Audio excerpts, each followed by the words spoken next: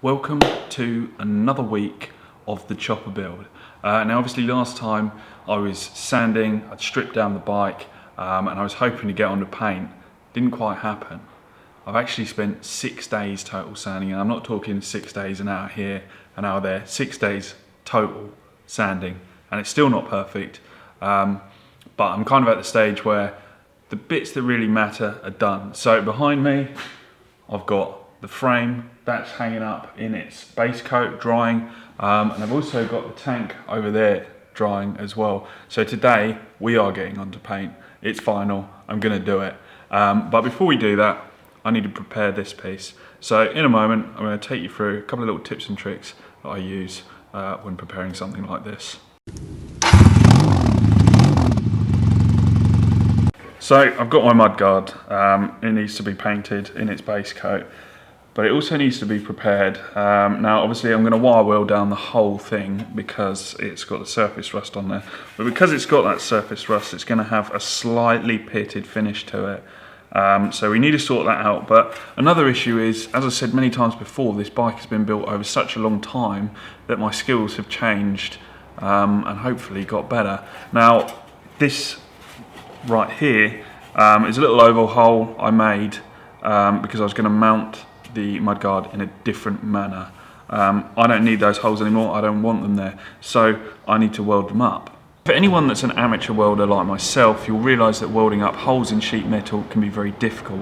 It tends to burn away really quickly and you can end up with a bigger hole than you started with. Now it is possible by being really careful and being really patient, but let's try and remove some of that frustration. When we think for a second, the heat is getting the better of it. We need a heat sink. Now, you might be thinking, oh, a big lump of steel to do that. Well, it would, but you'd end up welding a big lump of steel to the back of your mudguard, and that's not really what I want. So,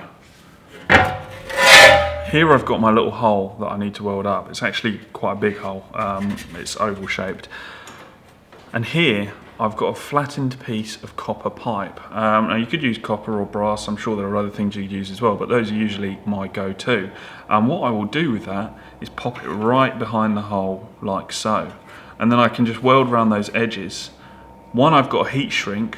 2, I've got something to weld against. And 3, it's not going to weld itself to the mudguard. It makes life much, much easier. So I'm going to go ahead and I'm going to do that now.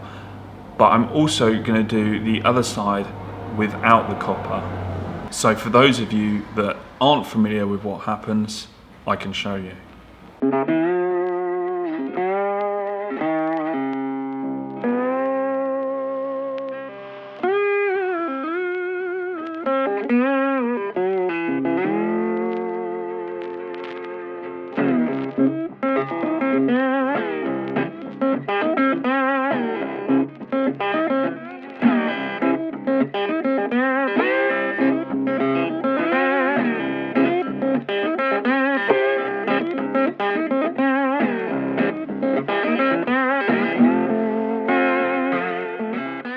So I'm not sure how well that will come across on camera. It's always quite difficult to film anything where I'm welding, but hopefully you'll have been able to see that the first time where I didn't use the copper was much more difficult. It was burning away a lot more material, and it also took me at least twice as long, maybe 3 times as long.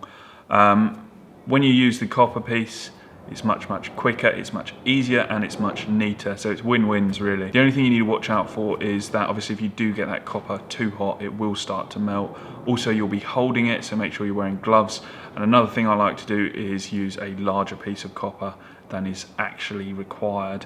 That way, it's more of a heat sink and your hand's not going to get as hot holding it. Something else to look out for is to make sure that that bit of copper fits flush against the back. If it doesn't fit flush, you're still going to have gaps. It's going to be more similar to welding it without, so make sure it fits on there nicely and you should be good to go. Now I need to look at what abrasives I'm going to use to get that finish similar to the shape of the mudguard, and what I might have reached for years ago would have been a flap disc, which is one of these. This is a pretty warm one, and these are great, absolutely great for doing curves and contours, shapes like that. But if you've got something that's flatter like this, I'd actually recommend going for a little disc like this. Now these are viewed as a little bit cheap and nasty. They are cheap, but they're not nasty. They are very, very good, especially if you want a flat finish. So I'm going to go in with that heavy grit now and just start smoothing it down.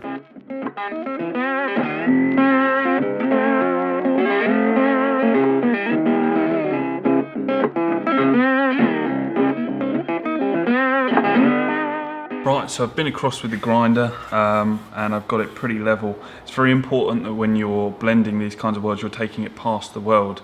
You're not just focusing in one area on sinking that weld down, because you'll end up going too deep. You need to go back across after you've got that initial weld done. So you can have a look there. You nearly can't see it at all. It's time to get the random orbital sander out. That's what I will go for next. And I usually load that with like an 80 or a 120 grit. And again, we're just going to go across the area, get it nice and level. This is a very handy skill to have, especially when you're looking at restoring motorcycles. When, say, you can't get hold of a part and it's got a hole drilled in it, or it's got some rust, something like that, you need to repair it. So it's a very, very handy skill to have, and it can be used for all sorts of things. So I'm going to get the random orbital sander and whiz across that now.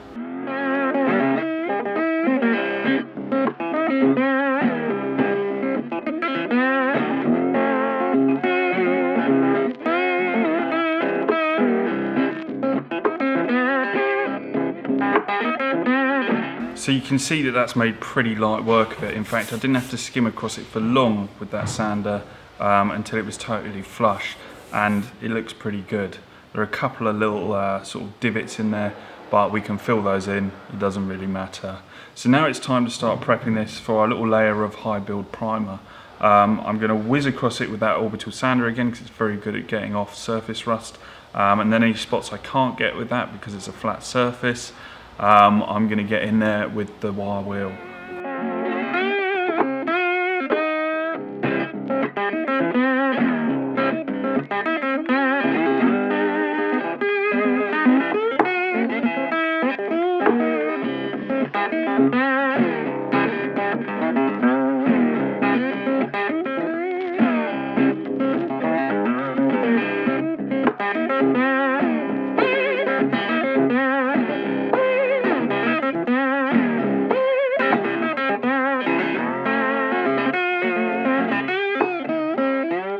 Right, so the mudguard is all prepped. That's drying with its filler primer on there, and the base coat is all dry on my frame and tank.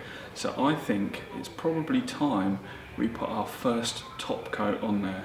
Now obviously you can see I've got a red base coat on there. I've been doing some experimenting to see what the final colour is with a change of base coat, because what I've got is a metallic red to go on top of this, and that metallic red ended up looking really, really cheap basically with any normal primers on there. So I've got a red primer on there and it looks much, much richer in terms of tone, and I'm really looking forward to get it on there. It's going to be a few different coats, so I think we're going to go ahead and get the first one on there and let's get it drying.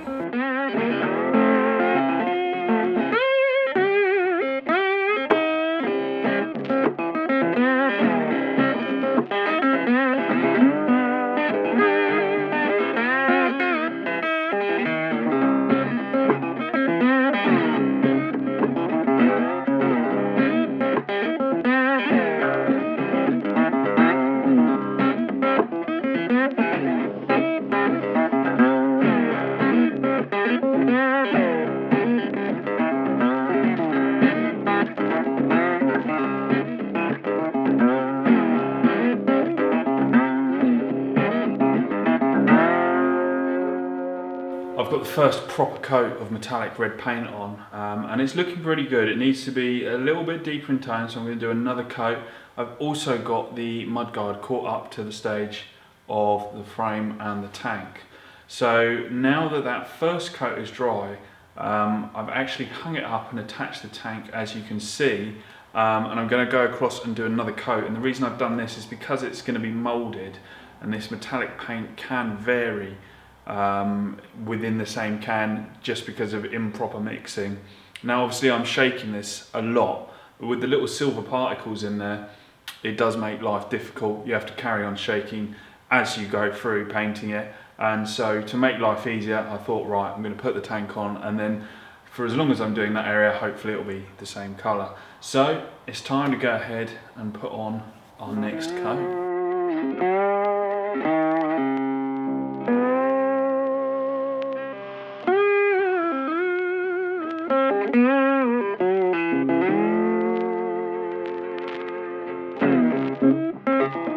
Right, so I've now done 2 coats and left them to dry for a couple of days.